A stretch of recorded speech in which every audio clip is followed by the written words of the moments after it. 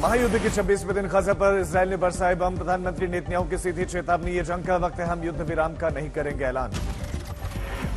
Hamas को मिटाने के लिए इजरायली सेना का पुख्ता प्लान आया सामने। गजा में जमीन से घुसने का रास्ता भी तैयार। आईडीएफ ने कहा कि जीत हमारी होगी। गजा में इजरायल का जबरदस्त हमला, कई इमारतें जमींदोज, कई लोगों की मौत। गजा पट्टी में इजरायल के जबरदस्त जमीनी हमले का वीडियो आया सामने। इजरायली सैनिकों की गरजी राइफल, गोलियों की बौछार। लेबनान में हिजबुल्लाह के ठिकानों पर इजरायल ने किया हमला। आईडीएफ ने इजरायल पर हुए हमले के विरुद्ध कार्रवाई की। लेबनान में कई आतंकी ठिकाने नष्ट। हमास के 600 ठिकानों पर 24 घंटे में हुए हमलों में इजरायल के 15 कमांडर्स को ढेर करने का दावा किया गया। नेतन्याहू बोले हमास का समूल नाश जरूरी। उत्तरी गजा के एक हवाई मार्ग की सैटेलाइट तस्वीर जारी। इजरायल के बख्तरबंद वाहन तबाह हुए, शहर में 5 किलोमीटर तक आगे बढ़ते आई नजर।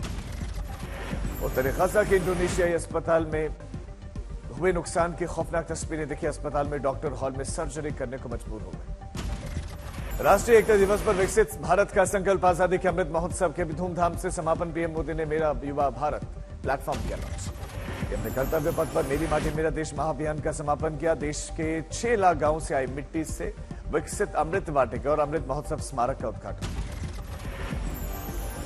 भारत को आगे ले जाने का संकल्प कीजिए, पुरुषार्थ कीजिए, पराक्रम कीजिए और सिद्धि को हासिल करके रहिए। मेरी माटी मेरे देश कार्यक्रम में पीएम मोदी ने मिट्टी से लगाया तिलक, वीर वीरांगनाओं को श्रद्धांजलि। पीएम ने कहा कि देश महायज्ञ का बन रहा साक्षी। दिल्ली बीजेपी महिला मोर्चा महामंत्री प्रियल भारद्वाज ने कर्तव्य पथ पर लोगों का बढ़ाया हौसला। कहा मेरी माटी मेरा देश कार्यक्रम से जनता में ऊर्जा का संचार होगा।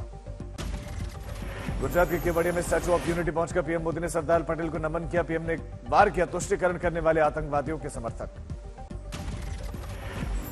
सरदार पटेल की जयंती पर पीएम मोदी ने केवड़िया में स्टैच्यू ऑफ यूनिटी पर जलाभिषेक किया। स्टैच्यू ऑफ यूनिटी पर पीएम मोदी ने देशवासियों को राष्ट्रीय एकता की शपथ दिलाई। वीरांगनाओं ने पीएम मोदी के सामने बुलेट पर दिखाए अनोखे करतब। पीएम ने ताली बजाकर बढ़ाया हौसला। अहमदाबाद में राष्ट्रीय एकता दौड़ का आयोजन, सीएम भूपेंद्र पटेल ने दिखाई हरी झंडी। दिल्ली में गृह मंत्री अमित शाह ने राष्ट्रीय एकता दौड़ को हरी झंडी दिखाई। लोगों ने भारत माता की जय के नारे लगाए। लखनऊ में भी सरदार पटेल की जयंती पर राष्ट्रीय एकता दौड़ का आयोजन। रक्षा मंत्री राजनाथ सिंह और सीएम योगी आदित्यनाथ शामिल हुए। पूर्व पीएम इंदिरा गांधी की पुण्यतिथि पर सोनिया गांधी, राहुल गांधी और मल्लिकार्जुन खड़गे समेत कई वरिष्ठ नेताओं ने दी श्रद्धांजलि। राहुल गांधी ने शेयर की इंदिरा गांधी के साथ एक पुरानी तस्वीर, लिखा कि मेरी दादी मेरी शक्ति, जिस भारत के लिए आपने अपना सर्वस्व बलिदान कर दिया उसकी हमेशा करूंगा रक्षा।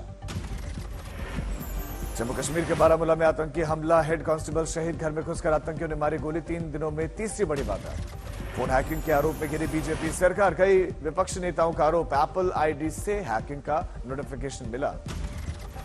अखिलेश यादव, वसंत ओवैसी, अरविंद केजरीवाल, महबूबा मोइत्रा, प्रियंका चतुर्वेदी, पवन खेड़ा ने भी हैकिंग का संदेश मिलने का दावा किया।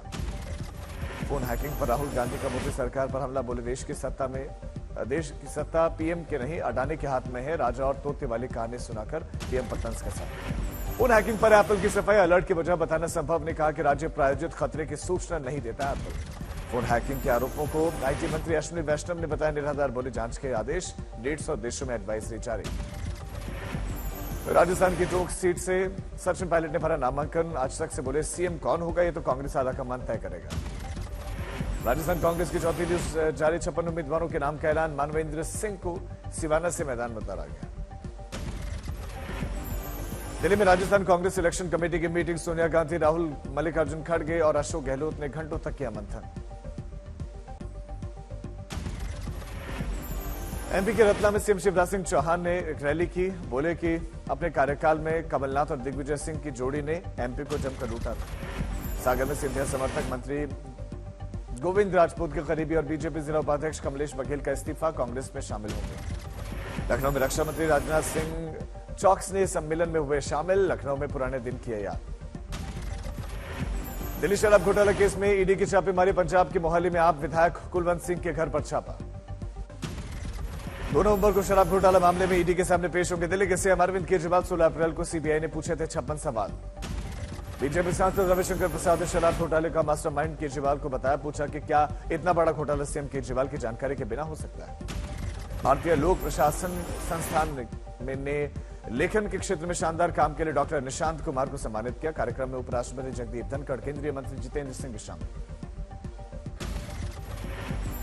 मराठा आरक्षण को लेकर महाराष्ट्र के कई शहरों में धधक रही है गुस्से की आग। बीड में कर्फ्यू, सीएम शिंदे ने सुबह 10 बजे बुलाई सर्वदलीय बैठक। मराठा आरक्षण को लेकर हो रहे प्रदर्शन के बीच में सीएम शिंदे ने बुलाई कैबिनेट की बैठक, कहा कि फुल प्रूफ टिकाऊ रिजर्वेशन दिया जाएगा। मराठा आरक्षण को लेकर लगातार दूसरे दिन प्रदर्शन, लोगों ने चलाया मुंडन आंदोलन।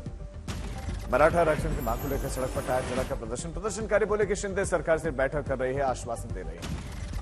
लातूर में मराठा आरक्षण की मांग को लेकर पानी की टंकी पर चढ़ी महिलाएं, पुलिस ने समझा बुझाकर उतारे नीचे। श्रीनगर में रेलवे ट्रैक पर टायर जलाकर विरोध प्रदर्शन, रेलवे ट्रैक पर ट्रेन रोककर नारेबाजी की गई। सोलापुर में मराठा क्रांति मोर्चा के कार्यकर्ताओं ने ट्रेन जलाकर जताया विरोध, मराठा आरक्षण की मांग को लेकर रोकी गई ट्रेन। मराठा आरक्षण के लिए पुणे में मराठा समुदाय की ओर से निकाली गई भव्य मशाल रैली, बड़ी संख्या में शामिल हुए महिलाएं और बच्चे। हाथ में मशाल और झंडे लेकर मराठों की एक सूत्रीय मांग, किसी भी सूरत में मिलना चाहिए आरक्षण। मराठा आरक्षण को लेकर महाराष्ट्र के कई शहरों में धधक रही है गुस्से की आग। बीड में कर्फ्यू लगा। अकोला में सैकड़ों आशा वर्कर्स ने अपनी मांगों को लेकर जिलाधिकारी कार्यालय के सामने किया प्रदर्शन, सरकार के खिलाफ जमकर नारेबाजी। बिहार के वाल्मीकि नगर में जगत गुरु श्री रामभद्राचार्य जी रामकथा उनकी शुरू, 8 नवंबर तक रामकथा का कार्यक्रम। वाल्मीकि नगर में जगत गुरु रामभद्राचार्य के स्वागत में जय श्री राम के लगे नारे। उद्योगपति मुकेश अंबानी को 4 दिनों के अंदर मिली तीसरी धमकी, मांग की गई 400 करोड़ रुपए मिले। फेस्टिव सीजन में ग्राहकों को लुभाने के लिए नए प्रोडक्ट्स लॉन्च करने में जुटे लग्जरी ब्रांड्स। दिवाली के दौरान ग्राहकों को महंगे प्रोडक्ट्स में बढ़ती दिलचस्पी को देखते हुए कदम उठाया गया। आदि यूनिवर्सिटी में डिफेंस परिवारों से जुड़े हुए छात्रों के लिए सीट का ऐलान। जम्मू कश्मीर के बाद से हिमाचल, नॉर्थ ईस्ट, हरियाणा, पंजाब और राजस्थान के छात्रों को मिलेगा दाखिला। पाकिस्तानी वर्ल्ड कप 2023 में लगातार 4 हार के बाद जीत की हासिल। टीम ने बांग्लादेश को 7 विकेट से हराया।